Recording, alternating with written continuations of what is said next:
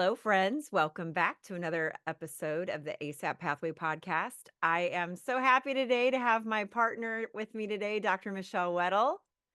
So it's not just me. And we have an exciting conversation today, don't we? 100%. This is a really hot topic conversation and it's important.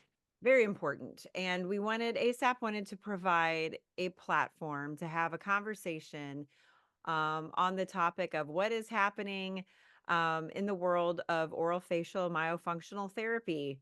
Did I say that right? Because I'm definitely not the expert on that like you are, Michelle.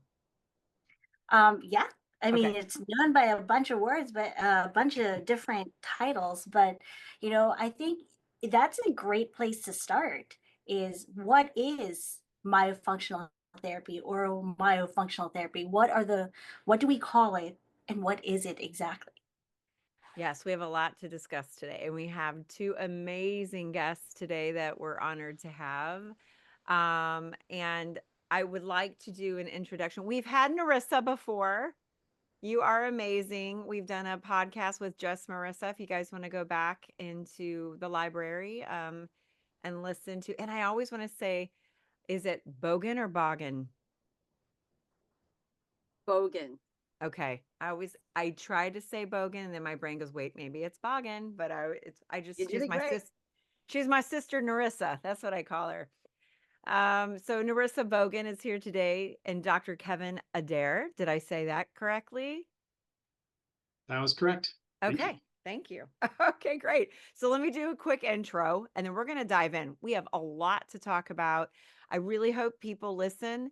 All kinds of listeners, right? We've got hygienists, SLPs, healthcare professionals of all kinds, and people that aren't in the healthcare profession, patients, people looking for the best care for themselves and their families. So I hope people listen to this, educate themselves, and share away so we can maybe have better conversations about everybody's stance and where they're coming from. So let me start with Nerissa. She's a myofunctional therapist, sleep and breathing educator. She's worked in the dental hygiene field for over 25 years. She's a graduate of the University of California, San Francisco School of Dentistry Dental Hygiene Program. She's been involved with the California Dental Association CARES program and the Solano County Public Health and Social Services System Children's Dental Disease Prevention Program. She brings a wealth of experience to the dental industry and is a regular presence at national and international dental and medical conferences detailing education for optimal health and airway growth, development, and function. She is actively spreading the word about the importance of dental airway screening and patient education. Her love for public health gave rise to a curriculum she wrote and presented to elementary students with the objective of how to breathe correctly, titled Breathing Easy. She has undergone intensive training in orofacial myology that includes access to and understanding of thorough treatment programming that is individualized and based on the evaluation findings and unique needs of each client or patient. She's completed and received her orofacial myofunctional therapy certificate from the AOMT, International Association of Orofacial Myology, certified orofacial myologist. We're going to dive into all this.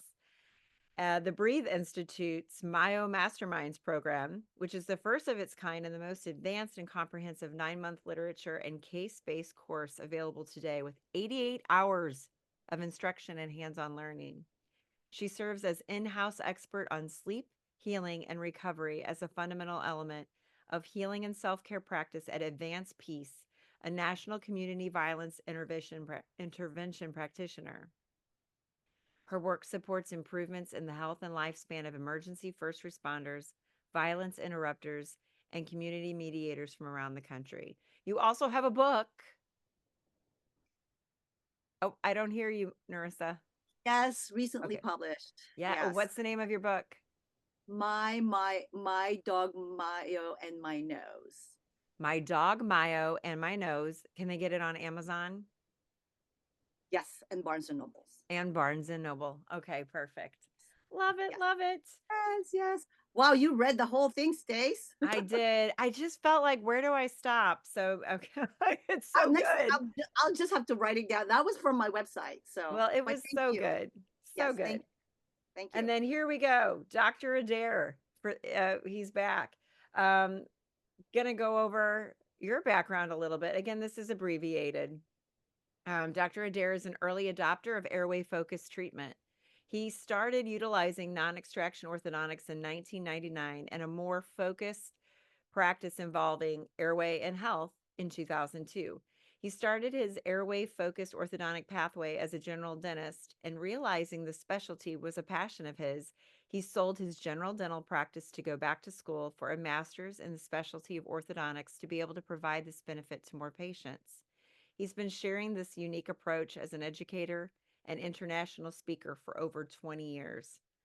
He's conducted research at all levels, undergraduate at UC Davis, dental school, UCSF, residency at UOP, private practice. He's been fortunate enough to have multiple publications at each level. He's also a co-founder of Airway Focused Study Club called Team Airway Study Club that was founded in 2018. This is a collaborative organization that is inclusive to a variety of providers, from MDs to PTs to myotherapists, dentists, and more. I love this collaboration, Kevin. Our goal is to help patients attain the best outcomes by utilizing multiple providers at optimal times. That's the key. Insert other providers when needed. We cannot do this alone.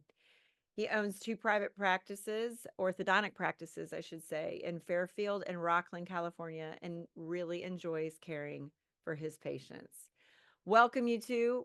Let's dive in. Thank you for having us. Thank So you. glad.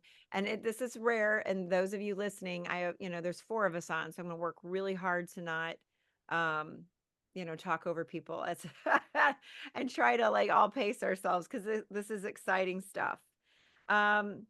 Michelle, you said this earlier. There's so many different titles, right? And I think that's what's happening. It's kind of the Wild West right now. Michelle, you start with myofunctional therapy. I know there's different titles. I don't want to take up a lot of time, but for those that don't understand the topic, what the heck is this? And we've got, and what kind of healthcare providers typically provide this care? And then we're going to go into why we're talking about this, because there's a lot of changes happening. There's legislative changes happening. There's a lot of passion on many sides of this topic, and love to just shed some light so we can hopefully enlighten some people. I'm going to nutshell it, and then I'm going to have Nerissa and Kevin take the what are the other names that they're called, what conditions can it help with, right? But in a nutshell, myofunctional therapy is all about the function of this area here.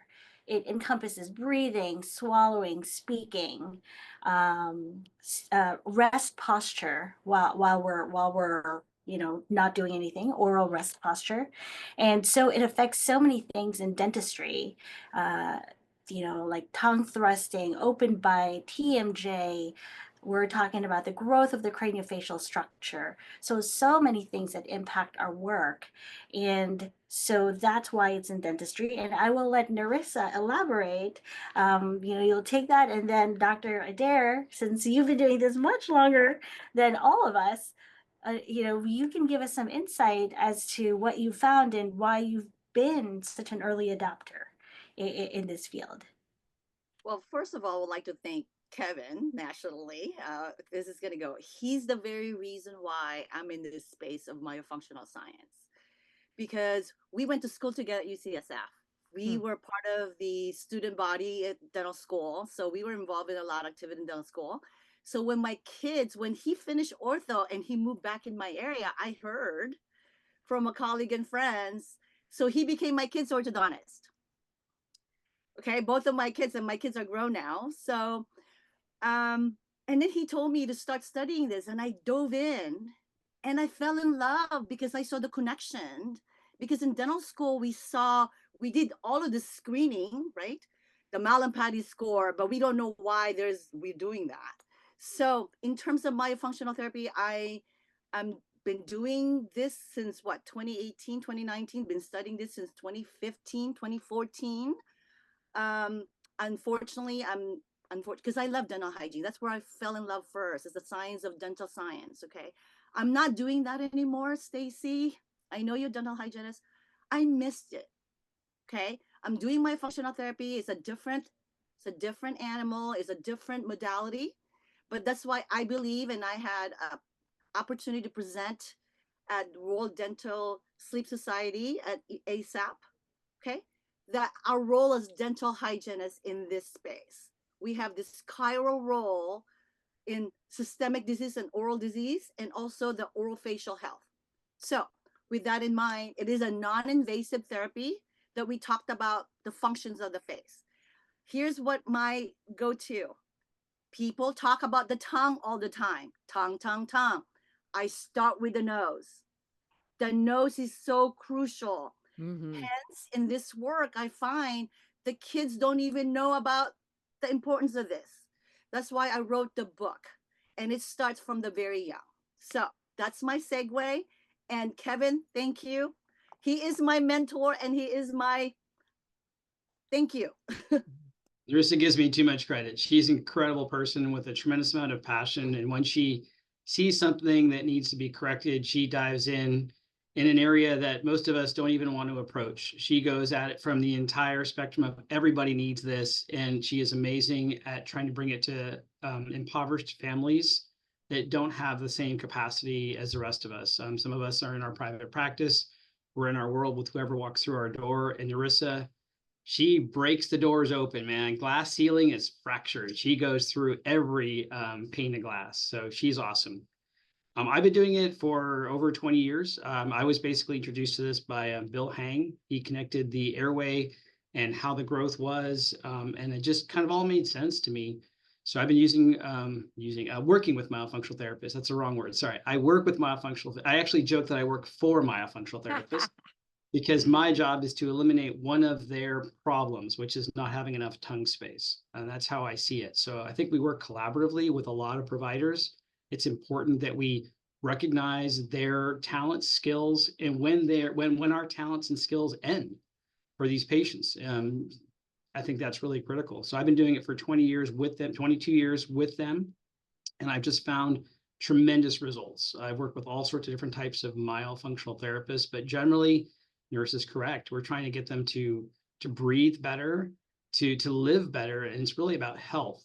So we talk about sleep and we talk about breathing, but really it's all coming down to trying to make these patients healthier as kids, healthier as adults, help them to manage whatever's going on, maybe to improve it. And myofunctional therapy is an amazing tool to help people get healthier.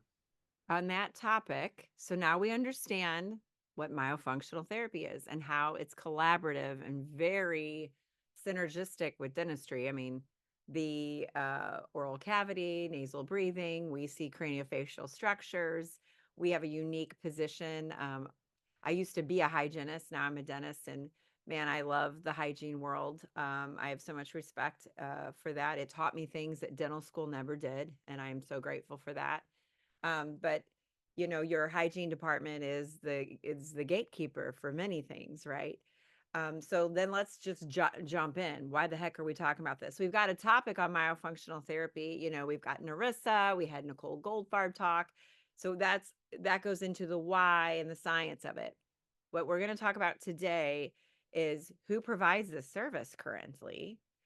And the temperature is changing right now on this topic because we have a lot of different sides on who thinks who should be and who shouldn't be completing this therapy. So I might go to you, Kevin. Maybe if you could describe for people that don't understand, we know now what myofunctional therapy is. Who are the healthcare providers typically providing this right now? Typically, you have hygienists and SLPs, speech language pathologists, that are providing it. Neither one have had the education through their programs to be able to provide it. They usually have to go to courses and do a lot of extra work, as Nerissa, you heard Nerissa's resume, to learn it.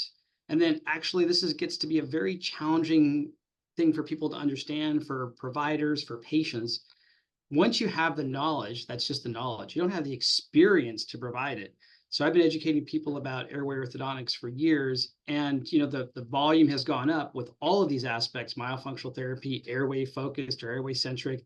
And the other aspect that's kind of challenging is, well, it's not a commodity, it's a service, and the service depends on the skill, the experience, and the knowledge of the provider. So just having the knowledge is not enough. So there's lots of people out there that are doing phenomenal work, and there's some people that are not doing that great work. It's a matter of getting the knowledge, getting the understanding, the philosophy, and then you have to get experience. You have to actually provide these services to attain wisdom.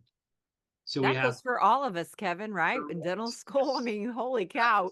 It does. It's a service. There's a lot of marketing and promotional out there, and unfortunately, the message has gotten a lot louder. Being in this field for 22 years, is kind of scary. And now it's like, oh, everybody's doing it. And I'm like, well, I've been teaching it, and they're not. So, and that includes myofunctional therapy.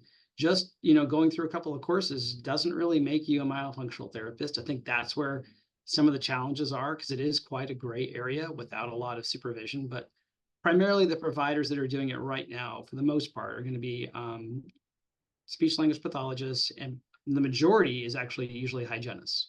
So a question from me, because I truly don't understand, so you can educate me and educate the public as well. So you mentioned earlier, neither SLP nor RDH have this in their curriculum. So they have to, once they graduate, it's okay, now I want to learn more. This seems to be up my alley. I think I could really help people. And then they learn more about it. So there isn't really a governing body of sorts for this. Is that correct? Specifically for myofunctional therapy. To my understanding, there is not. I think there are some SLP programs that have started to add. I don't know very much about that, so I don't think I should speak upon their programs. I don't really. My experience in 20 years is that primarily most people learn this after they graduate. They learn the information, they learn the techniques, they learn the philosophy, and then they have to go and actually practice on people to gain the wisdom of how to get those results. Which, I mean, I'm just throwing this out there. It's kind of like sleep in general, like for sleep dentists. I mean, we get an hour or two just covering. Michelle's shaking her head. Yes. Like we did not learn about, airway health or dental sleep medicine in dental school. They touch on the topic, but it's up to you to get the education afterwards. If you want to do more, but it is within our scope to practice dental sleep medicine. It's just not taught in dental school. And I mean, not really. It's like I got 2 hours on it. That's not enough to do anything. Right, right. Yeah, we didn't, and I teach postgraduate, in the GPR level, and current dental graduates get about an hour. Still, it's the same. Well, You the know, same with physicians will tell you the same thing. They get in med school, they get maybe an yes, hour or two. So but yet it's within their scope to, they just have to learn more about it. So but to on that, that, yeah.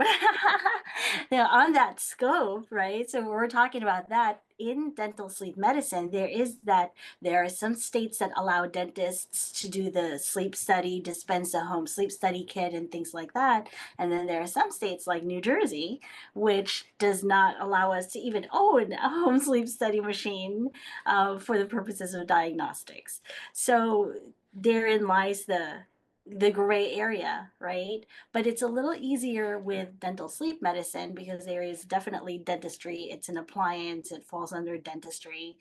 But I'm understanding that that's not quite so necessarily for myofunctional therapy. So on that topic, Nerissa, you're a hygienist, right? Your background is hygiene. So can you speak to and help me understand more? Because I know you, and I mean, Michelle, you've been jumping on with the legislative discussions. The California Dental Association just had a meeting. Is that correct? The California State Board of Dental State Hygiene, which Board is of Dental actually really Hygiene. unique. Right, so I'm part of the New Jersey Dental Association. I am a board of trustee for the NJDA. So I've been part of organized dentistry all my career. So I have a little bit of an insight as to how things kind of work in the background with legislature and the State Board of Dentistry and the Dental Association. So, they kind of all work hand in hand to try to make sure that dentists get what they need and also the public is protected. So when it comes to a lot of these questions on scope of practice and who's allowed to do what, that's kind of where we go back to what is the state law, and it's state by state. So for myofunctional therapy, there's no one board that has myofunctional therapy underneath it throughout the nation. Things are different with each state. And so maybe, Nerissa or Kevin can enlighten us about that. But yeah, there's been a lot of movement going on with the state boards. So I'll go back to it because I was starting to ask Nerissa and then I totally squirreled and went over to, because the legislative aspect of it is so important. And for those that aren't big into organized dentistry and understanding, I mean, there is so much. I started helping with the Missouri Dental Association behind the scenes. I was mind blown how hard it is to get something even before them to discuss the topic. Then you have to discuss the topic and vote on the topic. I mean, there's all these things and voting, and it's like going to the Capitol or something. I was just mind blown at how hard the people work behind the scenes within organized dentistry to make sure we're okay. So on that topic, we've discussed scope of practice. Nerissa, you're coming from a hygienist background. You were part of this California Dental Hygiene State Board. I don't know if I said that right. It's okay. Okay. I think I got it kind of right. Dental Hygiene Board of California. Okay. I was invited, to speak there. To speak. So currently, what are your concerns, and why did you go, and why are you wanting to help raise awareness? Because like scope of practice is important. Correct. For me, it's important. I mean, I am very cautious, sometimes Correct. overly cautious. So I used to be a hygienist. I'm a dentist now, but everything I do, I want to make sure I'm protected. I'm supported by my board. That if someone were to push back on me, like, why are you making a sleep device? Why are you ordering? That is within my scope of practice. So please help me understand where we're at with hygienists right now and myofunctional therapy. So I want to go back first to what Michelle was talking about. So orofacial myofunctional therapy is a modality. Okay. It's under dental sleep medicine. So if it's under dental sleep medicine, it should be under dental scope of practice. So that's one. So going back to I was invited to speak. I think Kevin is it June, July. So a board member, staff member contacted me because in a past relationship where I was invited guest as well to speak at the organization, apparently they got a call about New York. And then so now, because it's a consumer concern, they put it last minute on their agenda. And obviously Kevin and I attended, and because Kevin and I believe that it is part of dentistry, and I was in support to be advocating to write it on this in the scope. Now, myofunctional evaluation is already in the scope of practice of dental hygienists in California. The therapy that per se is not written, it's kind of vaguely written. I'm also licensed in laser to provide laser in dentistry. So that too, you have to take training after graduation and certification. So I provide that in the laser. Same thing with myofunctional therapy. So because of that meeting, because the concern of the board as well is the standardization of training. That's their concern. So with my presentation and talk, I definitely supported it to be part of the scope of dental hygienists. I want them to put it written in the scope, and unfortunately, Kevin and I did not get a positive result. And the very people that we thought that we will get a support. So, Kevin, do you want to take on your thought on that meeting as well? Sure. So me and Nerissa feel very strongly that myofunctional therapy is very valuable to the public. And we recognize that probably 80%, if not 90% of the current myofunctional therapy being provided is by hygienists. There's been some issues with New York and a couple other states that were basically saying it doesn't fall under the scope of practice, so you cannot use it under your license.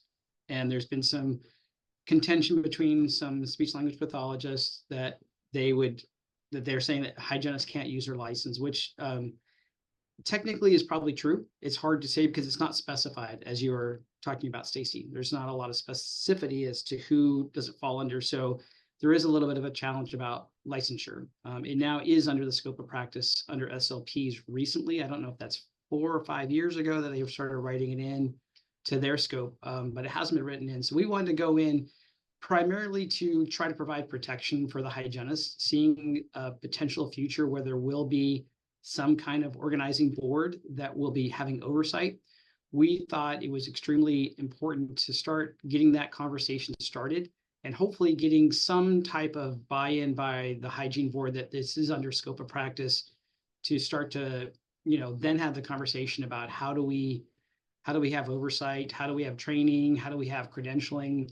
There's a lot of questions that come in, and I know they're very, aggravating, irritating questions for other providers. But our main goal was just to start the process to get it rolling, that it would come under the licensure of RDHs, because we didn't want to potentially have those providers not be able to practice. So, oh, go to ahead. to piggyback on that, Kevin, you brought up a lot of good points, and Nerissa too, with regards to training and all of that. So in the State Board of Dentistry, well, New Jersey Dental Association, anyway, because that's what I know, we're always talking about scope of practice, right? So one of the last meetings that I attended, we talked about scope of practice versus scope of competence, because those are two different things, right? So we're talking about, well, what kind of training, who's qualified, just attending a course doesn't make you a myofunctional therapist because you don't have the experience and the knowledge yet that comes with practice, the wisdom that comes with practice that we all so seek. So the scope of practice is really a legal term. It is the boundaries of where a professional license allows you to what activities you can do under that professional license. And that is different per state. So that scope of practice, and we always say scope of practice, but sometimes, and I've been guilty of this, making this mistake where I think of scope of competence because we're trained in doing something, right? So in New Jersey, my hygienist can be trained at working my laser, but depending on what class laser they are, they're still not allowed by scope of practice to use that laser on a patient. So they may be competent, they might have seen me, they might be trained, they know all the, if this, then that, or, what scenarios to use, what settings, all of that stuff. But by legal definition of the scope of their practice, they're still not allowed to practice it. So scope of competence and scope of practice are very different things. And those are the two things that I think we need to separate in the conversation, because each state determines its own scope of practice for each profession. And, dentistry is a licensed professional activity. So is speech language pathology. So is dental hygiene. And each one of those come with a different set of scope of practice, legalities. Then on top of that, we have to worry about scope of competence, because of course, we want to have very competent, very capable providers helping our patients. So those are the two things that, I just kind of want to define, because I didn't know the difference also. So yeah. Kevin, go ahead. So I think scope of practice, obviously, That's a great point. Also, when you're talking about scope of competence and scope of practice comes into harm to the public, and that's what the state boards are for. They are not there for you or for me. They're there for the public. They're there to protect the public from you and me, potentially. Hopefully not, but that's their role. And I think a critical part when we talk about that is for myofunctional therapy. So there has to be a discussion about harm. And the reality is, to my knowledge, it's nearly impossible to harm somebody with this type of therapy. I'm sure there is potential, but it's a pretty low risk. So when you're talking about competency, I think you have to talk about risk as well. So there's value. Did they provide value? Are they competent enough to help you really get the value of the therapy? But there's also what you're talking about was competency for risk. If your hygienist has the competency but not the scope, she can't practice. Mm-hmm. If she has a scope but not the competency, she shouldn't, because she could hurt somebody. Yeah, well said. That's dentistry. Myofunctional therapy is quite unusual. I'm sure that Joy Moeller would probably be shouting at me right now, because there probably is some potential to hurt somebody potentially, but the risks, to my knowledge, are pretty low. So let's speak to there's a lot of positions with a lot of passion on many sides. Can you speak, Kevin, to what maybe the hygienist's concerns are on either side of this topic? And then maybe the SLP's concern on either side of this topic. I can try. I mean, the Nerissa. best, like what you're seeing online. So You know, maybe okay, let me rephrase this. sure. You're not going to speak for them, but what are you seeing? What are the things coming your way that you're seeing with the concern of scope of practice from the hygienist on either side? So you got the hygienist, Right. topic of scope of practice. What, some are on this side and some are on that side. What are their positions that you're seeing? Sure. So I'll talk a little bit about their positions and sort of go through mine. So first off, so there's a lot of educators that would prefer to have it under scope of practice. They want to have it legitimized. I know that Joy Moeller has spoken to the board multiple times. She's a really good friend of mine, and I've known her for, 22 years. So I'll kind of mention her. There's others as well that are phenomenal. I think a lot of the educators would prefer to have it under scope of practice for a lot of reasons. Legitimizes what they are doing and provides some sort of support for them. There's a lot of hygienists that attacked Nerissa and I, asking like, did we think this through? What are we thinking? They don't want to be run by dentists. They don't want to be managed. Why are we rocking the boat? This doesn't come under any kind of jurisdiction. And I personally, as an orthodontist, have no business speaking for them. I believe that was the phrase that was utilized. So that's kind of the two different sides. They don't want regulation. They've been doing it for a long time. They don't want anybody to alter things. And then there's another group that would prefer to have it legitimized. So what are the advantages of having it legitimized, with literally written within scope of practice? What are the advantages for the hygienist? That's a really good question. I think it offers a level of protection for the future. So I think, in my opinion, and I did talk to quite a few other providers and mentors of mine in the myofunctional therapy world and in the airway orthodontic world, to ask them, in their view, do they believe that this can work like this in perpetuity? And they all unanimously said no. At some point, there will be some type of oversight that will have to be mandated by some type of agency, government-based. There's for a lot of different reasons. One, for protection of the public. Two, for some type of credentialing. And three, for being honest, for money. When you license people, then you can charge them. So there's all sorts of aspects, political, power, money, and altruistic, protecting the public. So in their point of view and in mine, I just don't see myofunctional therapy as a profession or modality or therapy going forward forever without some type of oversight. So in that scenario, then I felt that it was my obligation to go and speak to the board to help motivate them to protect my friends. Nerissa, on the same topic, what are so and I've heard this when I was a hygienist. Oh my goodness, the horn was being tooted like we should be practicing by ourselves. We don't need to be under dentists. And what is interesting is in the states where they have said, and this is dentistry, not myofunctional therapy. There's always been this kind of tug of war of autonomy with the hygienist and the dentist. Even when I was in hygiene school back in the Stone Ages. So, uh, what's funny to me is now that I'm a dentist, I'm like, shoot, I don't even want to run my own business anymore. It's exhausting. Like, why would you guys want that? But anyway, that's a whole other topic with dentistry in general. This is myofunctional therapy. What are the concerns regarding the autonomy? They think if help me understand, please. So if they think if it's within the scope of practice, and then now they have the support, in my mind, I would want the support of a board saying, hey, this practitioner has the right to practice this as long as they're competent within under their license.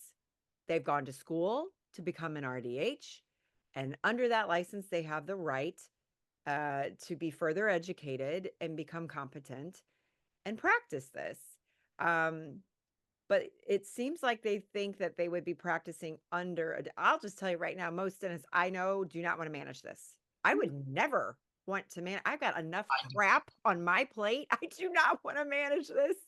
I don't. I talked to the board about that. I don't think this is a position where we would want to manage them. We don't. We don't need to. We don't want to. No, because we would have to also further. I mean, I'm not going to manage somebody on a topic. I mean, unless I went and I got further training myself because it's not taught in dental school. So, what are the advantages then from? Can they still remain practice and have their autonomy and it still be within scope of practice? Because it seems like to me that's the big argument. I don't think, to me as a hygienist in my past, I would love the support of my board if somebody were to call me, a patient or somebody would to question. I mean, I would love to have a board supporting me. So it seems like, is it that they're upset they don't want the board supporting them? I can't think that that's the issue. I think it's more about they don't want to practice under a dentist. So can you still have scope of practice?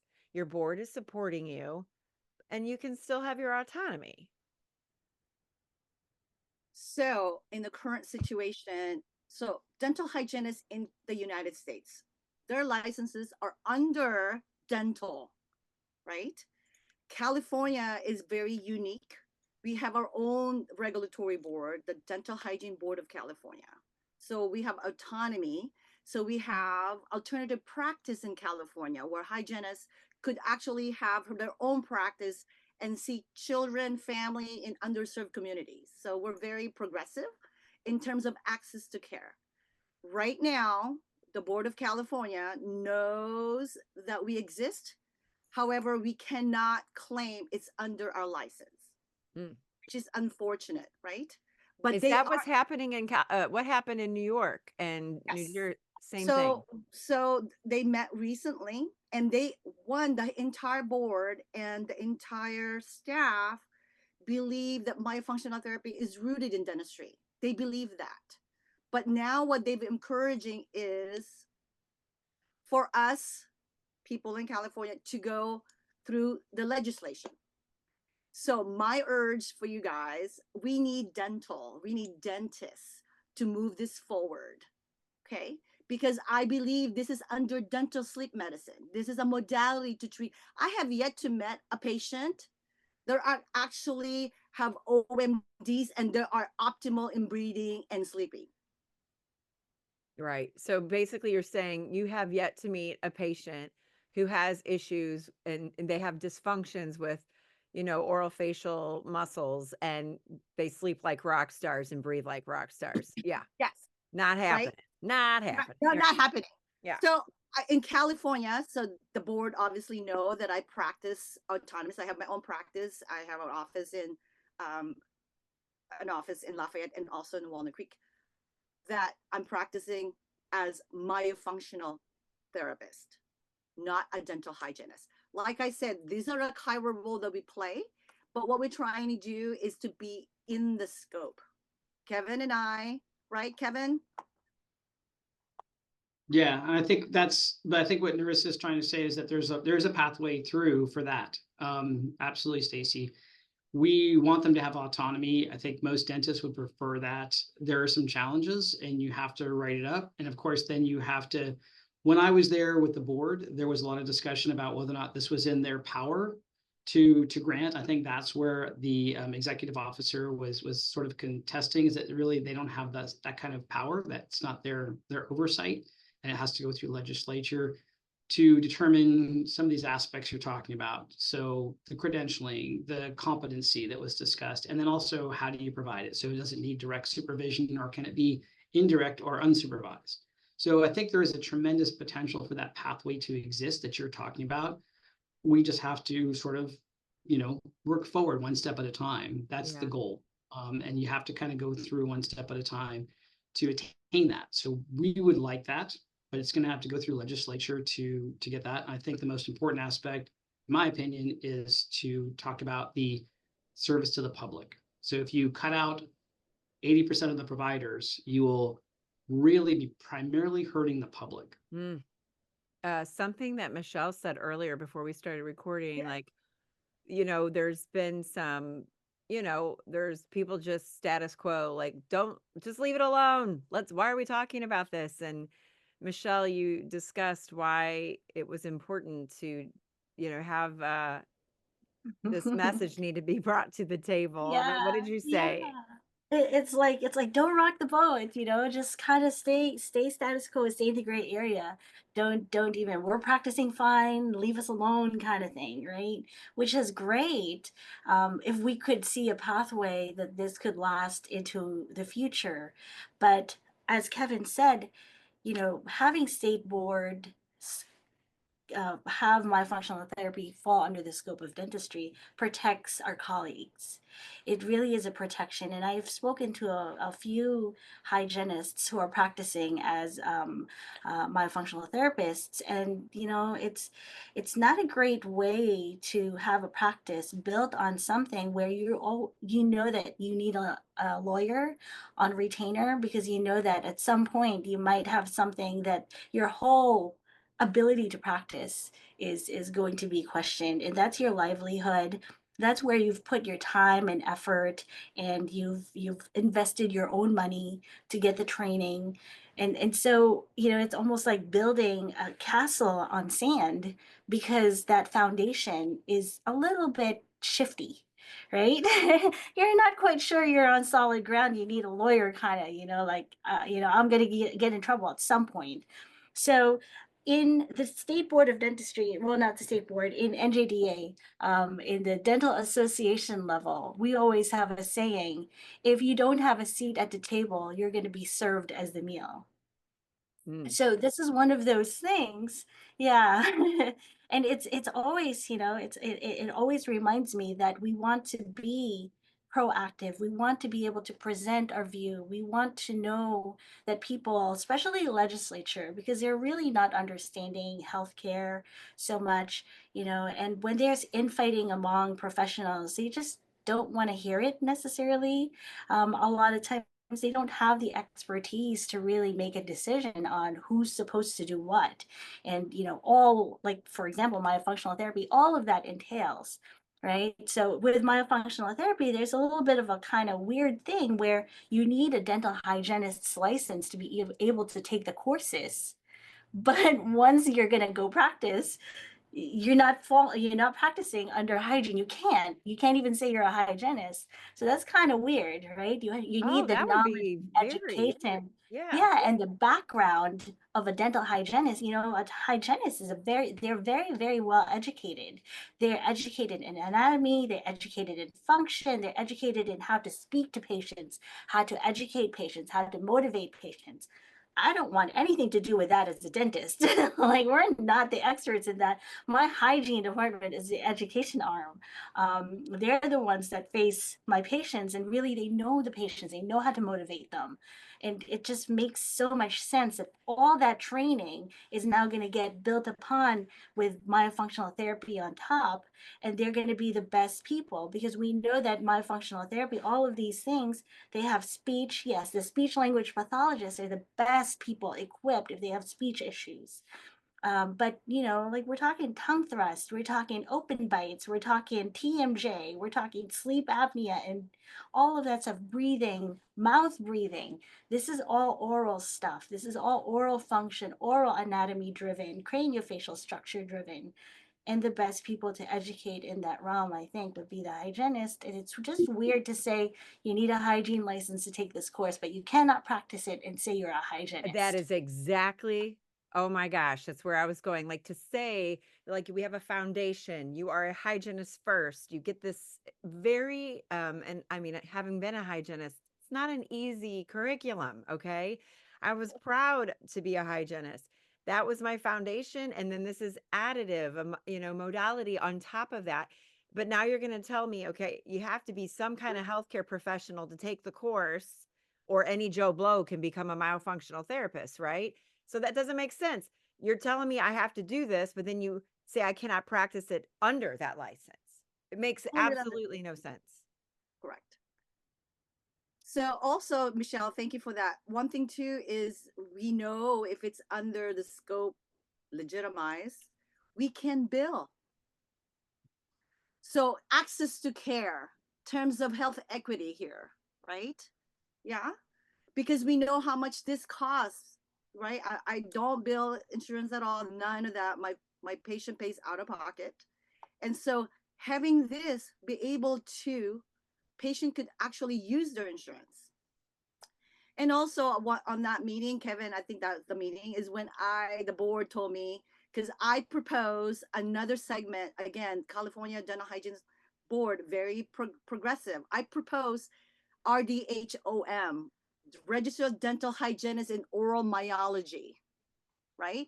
It's the same thing, a registered dental hygienist in alternative practice that does not require any supervision. And that's when they told us to get into, support of, state assembly legislation and all of that. But calling to action to you guys are dentists. We talked about this. Our patients see us more than they see their primary care. Talk about early intervention. We have this relationship in our patient that we do, a unique relationship with impacting their lives, right? So dental hygienist is in this role that could impact public health. That is huge. Go ahead, Kevin. I do think it's important to also talk about SLPs. We haven't really mentioned that as much. I know we did talk about it. I have a lot of myofunctional therapists that are SLPs as well that I've utilized that are phenomenal. I'm not entirely sure how all of this sort of started. There's probably some legitimacy to it. I don't want to discount that. I don't think that's fair. We should look at both sides of the coin. But I think, like we were talking about, I think both providers can offer tremendous treatment, just like the collaborative approach, where we can have multiple providers helping patients. So there's definitely a position for SLPs that are trained in myofunctional therapy, and I believe as well as RDHs that are trained in myofunctional therapy. So I don't want to just say I'm only on one side. I'm not. I'm on providers that provide great care, whether they're SLP or whether they're hygiene based. Really doesn't matter as much to me. I just need really good providers to care for my patients. Michelle. Yeah, and I'm glad you said that, Kevin, because to that end, I manage a lot of patients with TMJ pain, and in my referral network, we have physical therapists, we have chiropractors, we have speech language pathologists, we have myofunctional therapists, just so many different modalities. And depending on what that particular patient needs or what they need at the moment, and then they go to one provider and then they'll move to the next provider once their needs have changed. And we know that, again, just with any dentist, each dentist we have our own skill sets, right? So I have friends that are great with, just crown and bridge, and they don't want to do anything but crown and bridge. Right. And then, but maybe like 3 unit crown and bridge is their max. And then the prosthodontist will do the full mouth reconstruction and all of that stuff, just like what we have in dentistry, where we gravitate towards things that are our passion and our skill set. That's the same thing with physical therapy, myofunctional therapy, SLPs.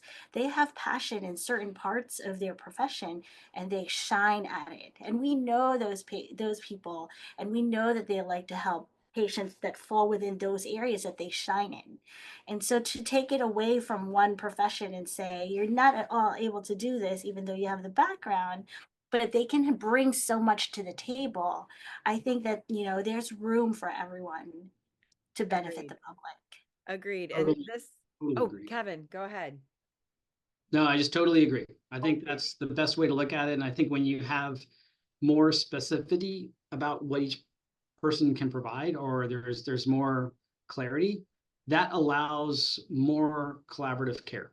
So right now it's a bit more of a gray area. There's a lot of, but not a lot. I don't know how much really. Nerissa can speak to that more about the infighting or the agitations between the two different groups. But when you have that clarity and transparency, now it's easier for me to say, when do I refer to you? So if I'm doing somebody with my treatment and they have TMD, then I want a provider like you, Michelle, that I want to be able to refer to. That's comforting. That's, I know where my skills end and your skills begin. And that's going to help, I think, everybody, the providers as well as the public.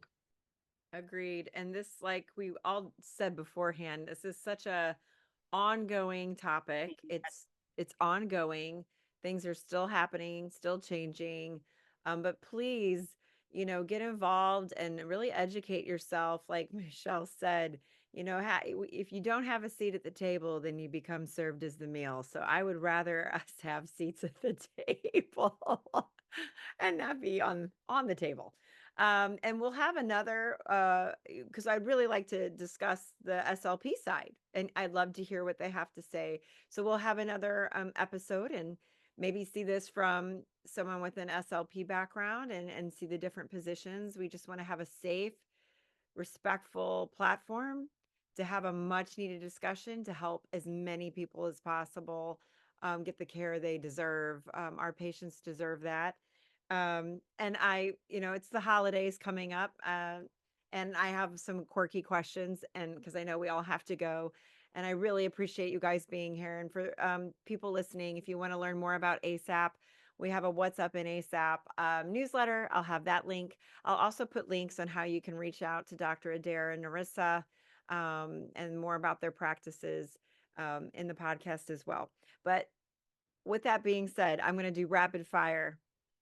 3 holiday questions. No matter what kind of holiday you celebrate, I thought this might be safe, some safe questions, but maybe not. I'm just going to say yes. I know this is a tough one. I'm going to just say yes or no. Starting with you, Kevin, then you, Nerissa, then you, Michelle. Eggnog. Yes. Nerissa. No. Michelle. No. I'm with Kevin. It's got to be really cold, though. I got to have really cold eggnog. It's Yes. so good. Anyway, I don't want to know how you make it. I just don't want to, but I do like it. We'll be here till tomorrow. I know, exactly. Ugh, and then I probably won't like eggnog. Okay, next, same order. Kevin, Nerissa, Michelle. Favorite holiday dessert? Pie. Nerissa.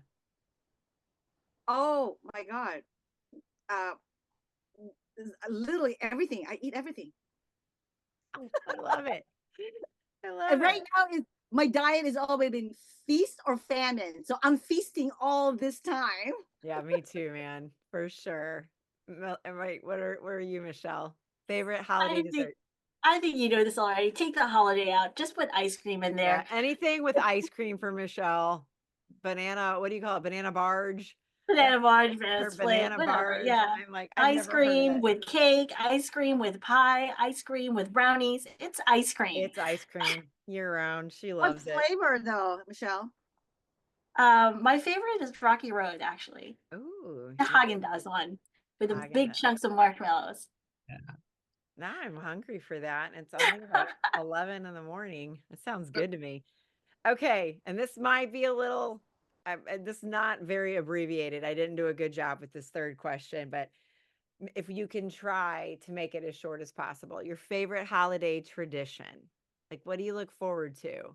That's like, ooh, I love it because every year we do this.